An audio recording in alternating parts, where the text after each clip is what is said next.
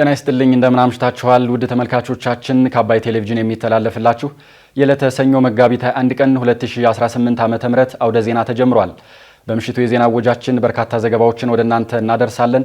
የቢዝነስና የመጣኔ ሀብት ዘገባችንም ሰዓቱን ጠብቆ ይቀርባል። ዜናውን እየመራሁ ቴዎድሮስ አይቸው ከእናንተ ጋር ቆይታ አደርጋለሁ። አብራችሁን ቆዩ።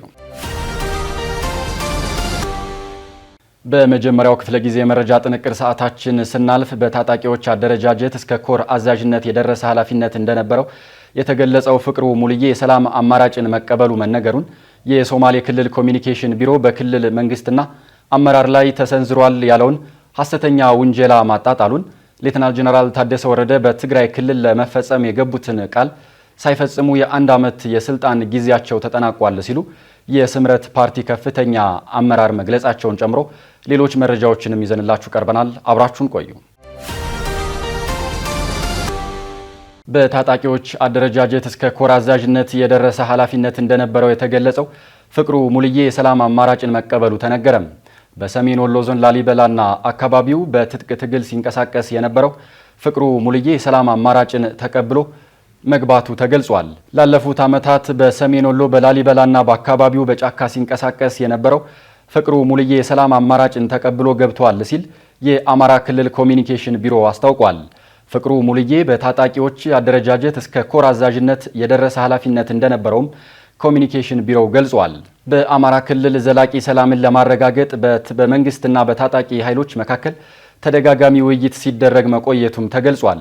በተደረጉ ተከታታይ ውይይቶች በርካታ ታጣቂዎች የሰላም አማራጭን መቀበላቸውን የጠቀሰው ኮሚኒኬሽን ቢሮ አሁንም በየአካባቢው የሰላም አማራጭን እየተቀበሉ የሚገቡ ታጣቂዎች በርካታ መሆናቸውን አመላክቷል።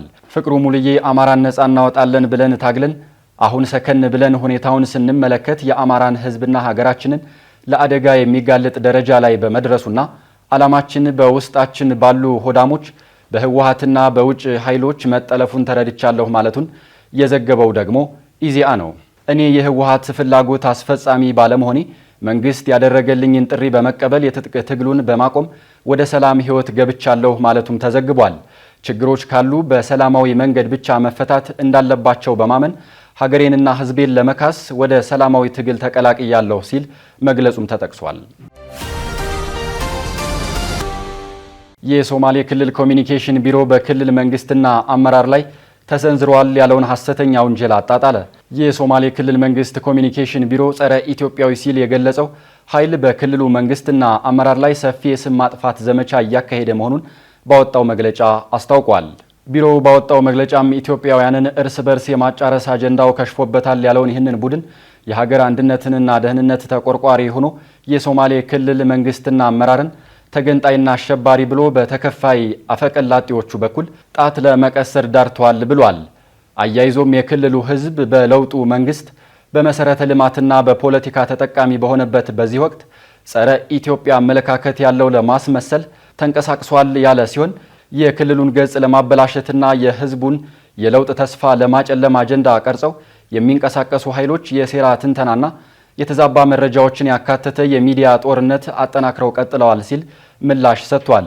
የኮሚኒኬሽን ቢሮው መግለጫ የሶማሌ ክልልን ሲበዘብዝ ነበር ያላቸው ቡድኖች የሶማሌ ህዝብ በኢትዮጵያዊነት ጥያቄ ውስጥ ለማስገባት በክልሉ መንግስትና አመራሮች ላይ መጠነ ሰፊ ስም ማጥፋት በማድረግ ላይ ይገኛል ብሏል። አክሎም የሶማሌ ህዝብ በጠቅላይ ሚኒስትር አብይ አህመድ የሚመራውን መንግስትና ፓርቲ የሚደግፈው ተገዶ ሳይሆን ፈቅዶና ወዶ መሆኑንም ገልጿል። ይህ ሀገርን የማስቀጠል ኃላፊነት በተራ ፕሮፓጋንዳ አይገታም ያለው የክልሉ መንግስት መግለጫ የሶማሌ ህዝብና መንግስት ተገንጣይና አሸባሪ በሚሉ ጊዜ ያለፈባቸው ውንጀላዎች አይሸማቀቅም ያለ ሲሆን በመሰል ማስፈራሪያዎች የራሱን ነፃነትና ራስን የማስተዳደር መብት አሳልፎ አይሰጥም ሲል አብራርቷል። የኢትዮጵያ ህዝብ በማህበራዊ ሚዲያ ዘመን የአንድ ወገን ዘገባዎች አደጋን በመረዳት ማን ኢትዮጵያን ለማቅናት እየሰራ እንደሆነና ማን ኢትዮጵያን ለማፍረስ እየሰራ እንደሆነ የሚለይበት ጊዜና ወቅት መምጣቱ ስለማይቀር የተቀናጀ የመረጃ መዛባት ዘመቻ ሰለባ እንዳይሆን ጥንቃቄ ያድርግ ሲል ጠይቋል። ሌተናል ጀነራል ታደሰ ወረደ በትግራይ ክልል ለመፈጸም የገቡትን ቃል ሳይፈጽሙ የአንድ ዓመት የስልጣን ጊዜያቸው ተጠናቋል ሲል የስምረት ፓርቲ ከፍተኛ አመራር ገለጹ። የስምረት ፓርቲ ከፍተኛ አመራር አቶ ጣዕመ አራዶም ከቀናት በኋላ የስልጣን ጊዜያቸው ስለሚያበቃው የትግራይ ጊዜያዊ አስተዳደር ፕሬዝዳንት ሌተናል ጀነራል ታደሰ ወረደን ጉዳይና የጊዜያዊ አስተዳደሩን ቀጣይ ጣፈንታን በሚመለከት እንዲሁም ስለ ክልሉ ወቅታዊ ሁኔታ ዝርዝር ማብራሪያ ሰጥተዋል። አቶ ጣዕመ ሲያብራሩ ሌተናል ጀነራል ታደሰ ወረደ ሲሾሙ በትግራይ ሰላምና መረጋጋት እንዲሰፍን የመልሶ መቋቋምና ተፈናቃዮችን ወደ ቀያቸው የመመለስ ስራ ተሰርቶ እንዲሁም አስፈላጊ ነገሮች ተገባደው ወደ ምርጫ በመግባት መደበኛ አስተዳደር እንዲሰፍን ቃል ገብተው ነበር ብለዋል። ሆኖም ግን የተባባሰ እንጂ የተሻሻለ ነገር ሳይኖር ነው አንድ ዓመቱ የተገባደደው ያሉት የስምረት ፓርቲ ከፍተኛ አመራሩ እንዲሁም በትግራይ ጽምዶ የተባለ ቅንጅት ተጀምሯል ሲሉ ለሪፖርተር ተናግረዋል። የህወሓት ቡድን ከሌሎች ኃይሎች ጋር ጽምዶ ሲፈጥር የጊዜያዊ አስተዳደሩ መዋቅር ራሱ ይህንን አያውቅም፣ ዓለም አቀፍ ሚዲያዎች ናቸው እያጋለጡት ያለው ብለዋል። አቶ ጣዕመ ጊዜያዊ አስተዳደሩ የተሰጠውን የአንድ ዓመት ኃላፊነት በአግባቡ ሳይወጡና የገባውን ቃልም ሳያሳኩ ዳግመኛ የጦርነት ስጋት ደመና በትግራይ ላይ ዳግም አንዣቧል ሲሉም አብራርተዋል። በህወሓት በኩል የጦርነት ፍላጎት መኖሩን እኛም መረጃዎች እናገኛለን ያሉ ሲሆን የፓርቲ አመራሩ ከሻዕቢያና ከአማራ ታጣቂ ኃይሎች ጋር መሪዎች ጋር ስብሰባዎች እያደረጉ መሆኑንም እናውቃለን በማለት አስረድተዋል። አቶ ጌታቸው ረዳ የክልሉ አስተዳደር በነበሩበት ወቅት ጥምረት ኮሚቴ የሚባል ተመስርቶ ነበር በማለት ያስታወሱት አቶ ጣዕመ 7 የክላስተር አመራሮች ያሉበት በድምሩ 10 ሰዎችን ያሰባሰበ የጋራ ኮሚቴ ተሰርቶ ነበር ብለዋል። ግንኙነት ማድረግ ሲጀመር ግን ዋና ኮሚቴው ስራ አስተዳደሩን መተቸት፣ የሚሰራቸውን ስራዎች ማደናቀፍና መቃወም እንዲሁም አቶ ጌታቸውን ስላለማሰራት የሚደረግ ሙከራ ብቻ ነው ሲሉ በወቅቱ ስለመናገራቸው ሁኔታውን አስረድተዋል። አሁንም ተመሳሳይ ተግባር እየተፈጸመ ነው ሲሉ በክልሉ የጊዜያዊ አስተዳደርን የሚያደናቅፍ ካውንስል መቋቋሙን አንስተዋል። የተወደዳችሁ ተመልካቾቻችን እየተከታተላችሁ ያላችሁት ከአባይ ቴሌቪዥን ያውደ ዜና የመረጃ ጥንቅር ሰዓታችን አሁንም ቀጥሏል።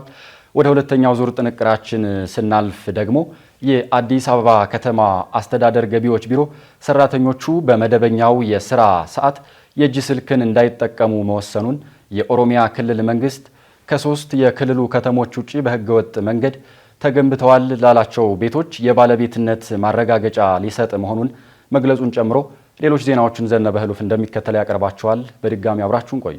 የኦሮሚያ ክልል መንግስት ከ3 የክልሉ ከተሞች ውጪ በህገወጥ መንገድ ተገንብተዋል ላላቸው ቤቶች የባለቤትነት ማረጋገጫ ሊሰጥ መሆኑን ገለጸ።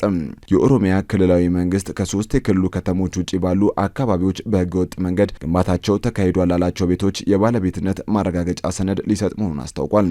በክልሉ ካቢኔ ህገወጥ የከተማ ቤትን ህጋዊ ለማድረግ የጸደቀውን ደንብ መነሻ በማድረግ የክልሉ መሬት ቢሮና ጠቅላይ አቃቢ ህግ ማብራሪያ ሰጥተዋል። የኦሮሚያ ክልል የመሬት ቢሮ ኃላፊ መሰረት አሰፋ በዚህ ወቅት እንደ ክልል መሬትን በዘመናዊ መንገድ ለማስተዳደር የመሬት አጠቃቀም ፕላን መተግበሩንና የካዳስተር ስርዓትን ወደ ትግበራ እየገባ መሆኑን ገልጸዋል። በመሆኑም ዘመናዊ የመሬት አስተዳደር ስርዓትን በሚፈለገው መልኩ መተግበር እንዳይቻል እንቅፋት የሆኑትን ህገወጥ የመኖሪያ ቤቶች ግንባታን ህጋዊ ለማድረግ የሚያስችል ደንብ በክልሉ ካቢኔ መጽደቁን አስረድተዋል። በዚህም ከከተማው ፕላን ጋር የሚስማሙ ግንባታዎች በከተማው የአካባቢ ልማት ፕላን መስፈርት መሰረት እንዲቀጥሉ እንደሚደረግ ገልጸው የከተማውን ፕላን የማያሟሉ ከሆነ ግን እንዲፈርሱ እንደሚደረግ ጠቁመዋል። አክሎም ከ2005 ጀምሮ ግንባታቸው የተካሄዱና ግንባታቸው ከከተማው ፕላን ጋር የሚስማሙ በአሁኑ የከተማ የሊዝ ዋጋ የጣራና የግድግዳ ግብር እንዲሁም 30% ቅጣት እንዲከፍሉ እንደሚደረግ ገልጸዋል። ክፍያውን በአንድ ጊዜ ከፍለው ማጠናቀቅ ለማይችሉ ሰዎች በ2 ዓመታት ውስጥ ከፍለው ማጠናቀቅ እንደሚችሉ በመመሪያው መቀመጡን የገለጹት ኃላፊዋ ይህ ውሳኔ ግን የሸገር አዳማና ቢሾፍቱ ከተሞችን እንደማይመለከት አስታውቀዋል። ሊቀጥሉ ይደረጋል። ከፕላን ጋር የማይስማሙ ግንባታዎች እንዲፈርሱ ይደረጋሉ። ከ2005 ዓ.ም ጀምሮ ከፕላን ጋር የሚስማሙ ይዞታዎች በአሁኑ የሊዝ ዋጋ በተጨማሪም የጣራና ግድግዳ እንዲሁም 30% ቅጣትን በመጨመር ማስከፈል፣ በአንድ ጊዜ ከፍለው የመሬት ባለቤትነት ማረጋገጫ መውሰድ ለማይችሉ በ2 ዓመት ውስጥ እንዲከፍሉ ማድረግ፣ ወዲያውኑ ለሚከፍሉ ክፍያቸውን እንደጨረሱ የመሬት ይዞታ ማረጋገጫ ሰነድ ወይም ካርታ መስጠት፣ ወደፊት እንዳይደገም ጠንካራ ተጠያቂነት ህጎች ተዘጋጅተዋል። ከ2018 ዓ.ም መጋቢት 10 በኋላ የተገነቡ ህገወጥ ግንባታዎች መረጃን በሳተላይት ፎቶ መኖራቸው ከተረጋገጠ በከተማ አመራሮችና የሚመለከታቸው ባለሙያዎች ላይ ከባድ የእርምት እርምጃ ይወሰዳል። ይህ ውሳኔ በአዳማ ቢሾፍቱና ሸገር ከተሞች ላይ ሬጉላራይዜሽን እና ኤልዲፒ ስራ ላይ እየዋለ በመሆኑ የማይተገበር መሆኑን እንገልጻለን። የክልሉ ጠቅላይ አቃቢ ሕግ ቢሮ ኃላፊ ጉዮ ዋሪዮ በበኩላቸው ደንቡ ከ2005 እስከ መጋቢት 10 ቀን 2018 ዓ.ም ድረስ ያለውን ጊዜ የሚያካልል መሆኑን አስገንዝበዋል። አክለውም በዚህ ደንብ ለመጠቀም የሚያመለክት ማንኛውም ሰው በአንድ ከተማ ውስጥ ከአንድ ህገወጥ ግንባታ ያልበለጠ ያለው ሰው ብቻ እንዲሆን ደንቡ የሚያስገድድ መሆኑን ገልጸው ነገር ግን በቀበሌ ቤቶችና መሬቶች ላይ የተገነቡትን ህገወጥ ግንባታዎች የማይመለከት መሆኑን አብራርተዋል። የአዲስ አበባ ከተማ አስተዳደር ገቢዎች ቢሮ ሰራተኞቹ በመደበኛው የስራ ሰዓት የእጅ ስልክን እንዳይጠቀሙ ወሰነ። የአዲስ አበባ ከተማ አስተዳደር ገቢዎች ቢሮ የግብር ከፋዮችን የአገልግሎት አሰጣጥ ጥራትን ለማሻሻል በሚያደርገው ጥረት ከዛሬ መጋቢት 1 ቀን 2018 ዓ.ም ጀምሮ ሰራተኞች በመደበኛው የስራ ሰዓት የእጅ ስልክ መጠቀም የማይችሉ መሆኑን አስታውቋል። የቢሮውን የአገልግሎት አሰጣጥ ለማዘመንና በሪፎርም ስራዎች ውጤታማ ለመሆን የሰራ እንደሚገኝም የቢሮ ኃላፊ አቶ ቢኒያም ምክሩ ተናግረዋል። የአዲስ አበባ ገቢዎች ቢሮ በዛሬው ዕለት በዋና መስሪያ ቤትና በቅርንጫፍ ጽሕፈት ቤቶች ከሚገኙ ከ7000 በላይ ሰራተኞቹ ጋር በስራ ሰዓት በስልክ አጠቃቀም ዙሪያ ሰፊ ውይይት ማካሄዱን አስታውቋል። በውይይቱም ቢሮው የአደረጃጀትና የቴክኖሎጂ አጠቃቀም ማሻሻያዎችን እያደረገ ቢሆንም አሁንም ድረስ ከግብር ከፋዮች ዘንድ የአገልግሎት አሰጣጥና የመልካም አስተዳደር ቅሬታዎች እየቀረቡ ይገኛሉ ብሏል። በተለይም አገልግሎት ፈላጊን አስቀምጦ የግል የሆነውን የእጅ ስልክ መጠቀም እና ለስራ በተመደበ ኮምፒውተር የግል ጉዳዮችን መከታተል ዋነኛው የአገልግሎት መጓተት ምክንያት መሆናቸውም ተመላክቷል። ይህንን ችግር በዘላቂነት ለመቅረፍ ይረዳ ዘንድ ከዛሬ መጋቢት 1 ቀን 2018 ዓ.ም ጀምሮ ማንኛውም ሰራተኛ በመደበኛ የስራ ሰዓት የግል የእጅ ስልክ መጠቀም የተከለከለ ሆኗል ብሏል።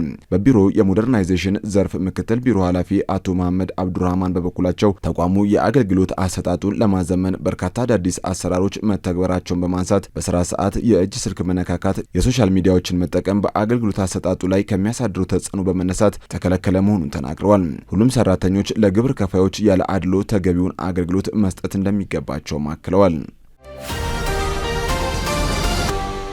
በገንዘብ ሚኒስቴር አህመድ ሺዴ የተመራ ልዑክ በቻይና ከሚገኙ የተለያዩ የፋይናንስ ተቋማት ስራ ኃላፊዎች ጋር ተወያይቷል።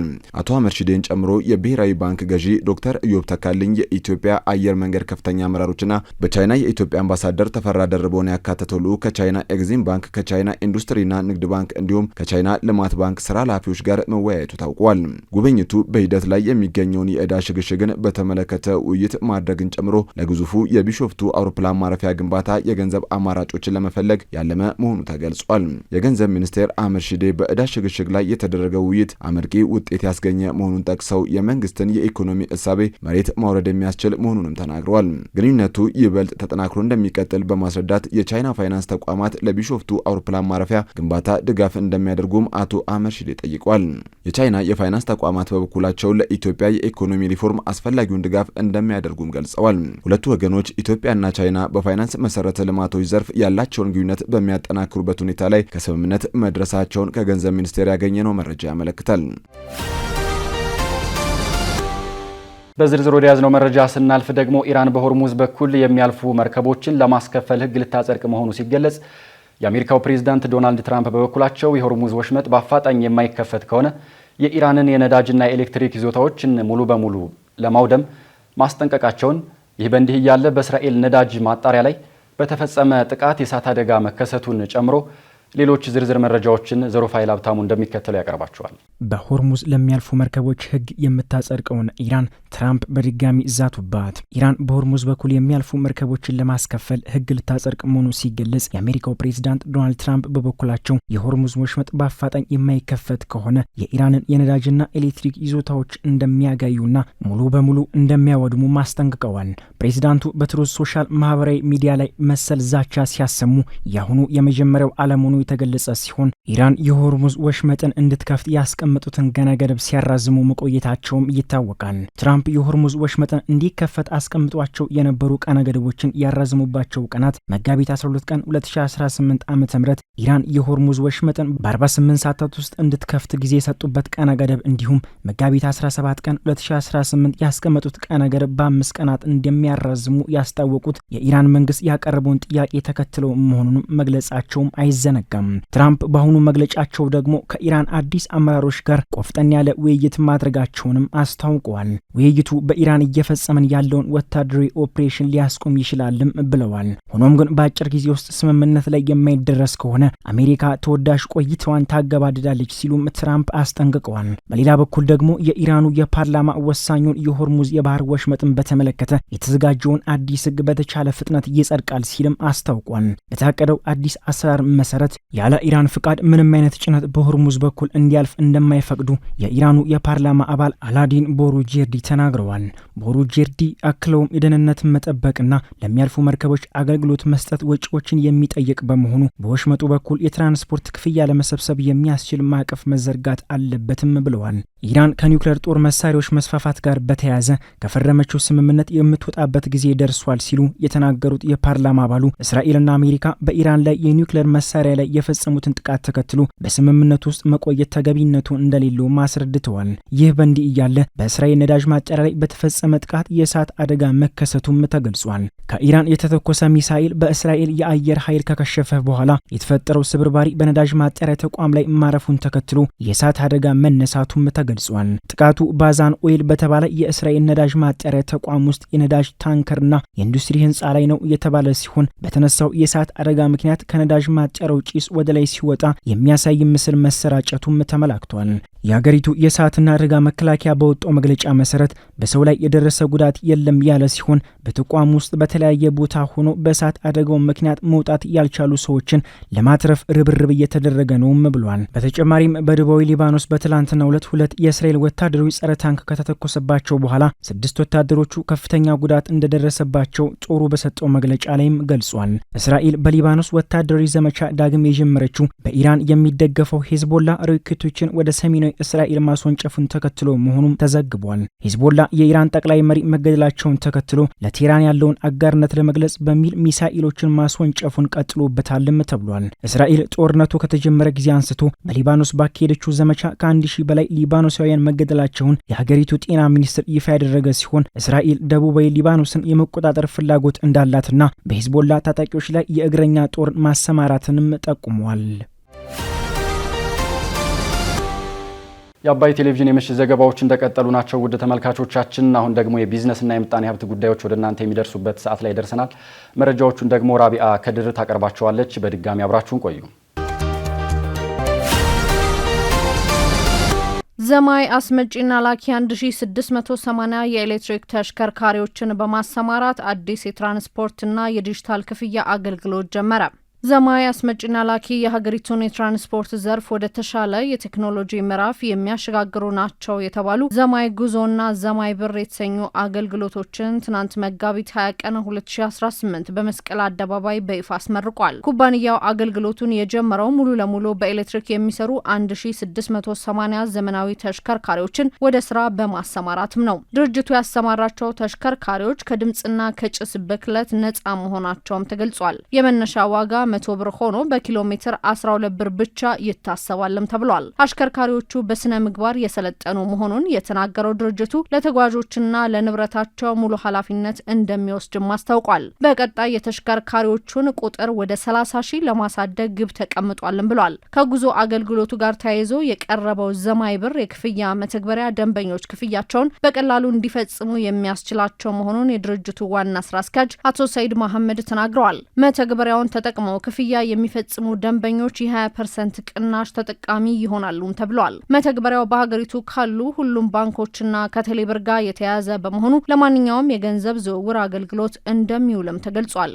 ዘማይ አስመጪና ላኪ በስራው ሰፊ የስራ ዕድል እንደሚፈጥርም ነው የተገለጸው። ድርጅቱ በንጽህና ዘርፍም ኤሌክትሪክ ተሽከርካሪዎቹን በስቲም ዋሽንግ ቴክኖሎጂ በማጠብ የውሃ ብክለትን ለመቀነስ እንደሚሰራም አስታውቋል። ይህ እርምጃ ድርጅቱ በቴክኖሎጂ የታገዘ ቀልጣፋ አገልግሎት ለመስጠት የጀመረው ጉዞ አካል ነው ተብሏል። በተለይም በዲጂታል ኢኮኖሚ ግንባታ ላይ የራሱን አሻራ ለማሳረፍ መዘጋጀቱንም ተጠቁሟል። ይህ ጥረት በሀገሪቱ እየተገነባ ያለው ዲጂታል ኢትዮጵያ ራዕይ ዳር ለማድረስ ጉልህ ድርሻ ይኖረዋልም ነው የተባለው።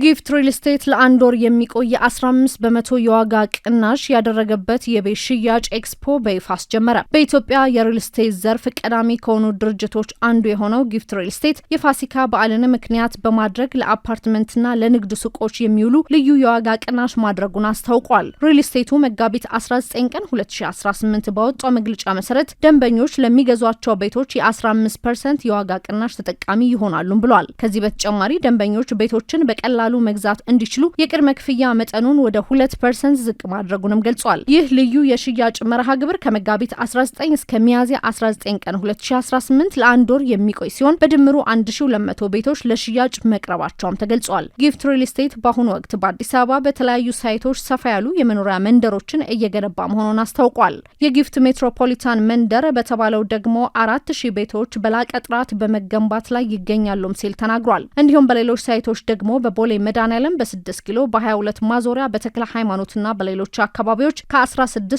በላይ ቤቶች በተለያዩ የግንባታ ደረጃዎች ላይ እንደሚገኙ ድርጅቱ አመላክቷል። የሪል ስቴት መንደሮቹ ለነዋሪዎች ምቹ እንዲሆኑ ተደርገው የታቀዱ ሲሆን የትምህርትና የጤና ተቋማት፣ ገበያ ማዕከሎች ወይም ሞሎችና የመዝናኛ ስፍራዎች እንዲሁም በተጨማሪ ሰፊ መኪና ማቆሚያ ስፍራዎች ያሉበት መሆኑም ተገልጿል። ጊፍት ሪል ስቴት እስካሁን 3 ዙር መንደሮችን ገንብቶ ማስረከብ መቻሉን አስታውቋል።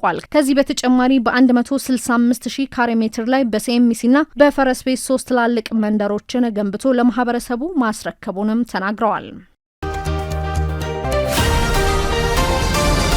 ኢንቨስት ኢን ኢትዮጵያ 2026 ፎረም ከ13 ቢሊዮን ዶላር በላይ የኢንቨስትመንት ውሎች ፊርማ በመፈጸም ተጠናቀቀ። አራተኛው ኢንቨስት ኢን ኢትዮጵያ 2026 ፎረም በተለያዩ ዋና ዋና ዘርፎች የሚያካትቱ በአጠቃላይ ከ13 ቢሊዮን የአሜሪካ ዶላር በላይ የሚገመቱ የኢንቨስትመንት ውሎች ፊርማ በመፈጸም መጠናቀቁን ኢንቨስትመንት ኮሚሽን አስታውቋል። የተፈረሙት ውሎች በኢትዮጵያ የኢኮኖሚ ላይ ያለውን የኢንቨስተሮች እምነት እንደሚያሳይ የተገለጸ ሲሆን በተጨማሪም ለስራ ፈጠራ፣ ለውጭ ምንዛሬ ገቢና ለቴክኖሎጂ ሽግግር ከፍተኛ አስተዋጽኦ እንደሚኖራቸውም ተጠቅሷል። በተመሳሳይ ሁኔታ በቀድሞ ኢንቨስት ኢን ኢትዮጵያ 2025 ፎረም በአጠቃላይ 1.6 ቢሊዮን ዶላር የሚገመቱ የኢንቨስትመንት ውሎች መፈረማቸውን ያስታወሱት ኮሚሽኑ እነዚህም ፕሮጀክቶች አሁን ላይ ሙሉ ለሙሉ ወደ ስራ መግባታቸውንም አስረድተዋል። ይህ ስምምነት ኢትዮጵያ እንደ ግንባር ቀደም የኢንቨስትመንት መዳረሻ እየታየች መሆኗን የተመላከተ ሲሆን ፎረሙም አዳዲስ አጋርነቶችን ለመፍጠርና ቀጣይ የኢንቨስትመንት ግንኙነቶችን ለማጠናከር ጠንካራ መድረክ መሆኑም ተረጋግጧል። ኢትዮጵያ የኢንቨስትመንት መዳረሻነቷን በተግባር ባረጋገጠችበት በዚህ ታላቅ ፎረም ከ7 ዓለም አቀፍና ሀገር አቀፍ ኩባንያዎች ጋር የ13.1 ቢሊዮን የአሜሪካ ዶላር የኢንቨስትመንት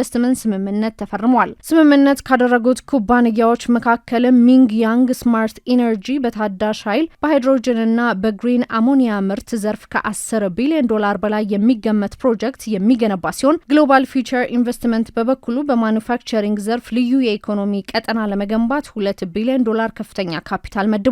ራሽሚ ግሩፕ ወርቅ፣ ሊቲየም እና ሌሎች ብርቅዬ ማዕድናትን ለማፈላለግና ለማውጣት 235 ሚሊዮን ዶላር ካፒታል መመደቡ የተገለጸ ሲሆን ሊያ ኦኔግ ፈንድጋ ግሩፕ በብረትና በመድኃኒት ማምረቻ ፋብሪካዎች ግንባታ ላይ 500 ሚሊዮን ዶላር ኢንቨስት ለማድረግ ተስማምቷል። እነዚህ ስምምነቶች የሀገራችንን የኢኮኖሚ መዋቅር ከመቀየር ባለፈ ለሺዎች የስራ ዕድል የሚፈጥሩና የቴክኖሎጂ ሽግግርን የሚያረጋግጡ መሆናቸውም ተገልጿል።